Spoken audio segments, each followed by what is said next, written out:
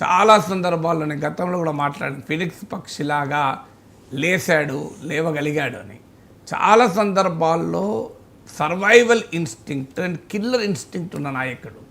అంటే చాలా అయిపోయింది ఇక చంద్రబాబు నాయుడు రాజకీయ జీవితం, చంద్రబాబు నాయుడు ఇర్రెలెవెంట్ అనుకున్న సమయం నుంచి మళ్ళీ అద్భుతంగా లేవగలుగుతాడు. ఇప్పుడు రాజశేఖర రెడ్డి ఫినామినన్ తర్వాత జగన్మోహన్ రెడ్డి పట్ల సానుభూతి, తెలంగాణ ఉద్యమ ప్రభావము, 2004 నుంచి జగన్మోహన్ రెడ్డి పట్ల ఉన్న సానుభూతి వెలువ, 2012 ఉప ఎన్నికల్లో తెలుగుదేశం అడ్రస్ లేకుండా పోవడం, తెలంగాణలో కేసీఆర్ సృష్టిస్తున్న ఉప ఎన్నికల్లో నానా ఇబ్బందులు పడడం, తెలంగాణ ఉద్యమం ద్వారా అత్యధికంగా ఇబ్బంది పడ్డ తెలుగుదేశం పార్టీయే.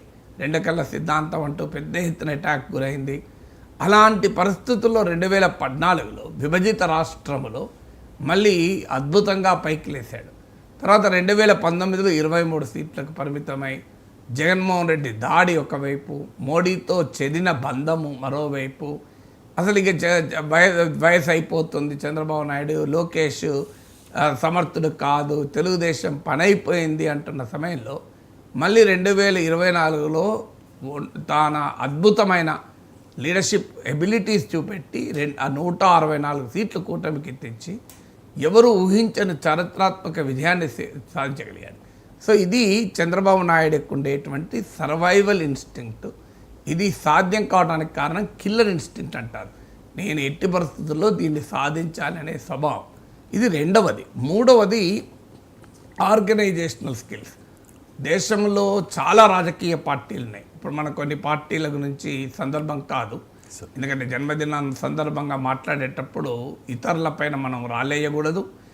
ఎవరి గురించి మాట్లాడుతున్నో వాళ్ళ గురించి కూడా 4 మంచి మాటలే మాట్లాడాలి, అది సంస్కారం అవుతుంది. సో అది విమర్శలకు 364 రోజు 65 రోజుల్లో 364 రోజులు ఉంటాయి కదా, ఒక్కరోజే కదా మనం విమర్శ లేకుండా మాట్లాడాలి. అందువల్ల ఇతరుల గురించి మనం ఇప్పుడు పేర్లు పెట్టి ప్రస్తావించద్దు. కానీ చాలా పార్టీల విషయంలో మనం మాట్లాడుకుంటాం.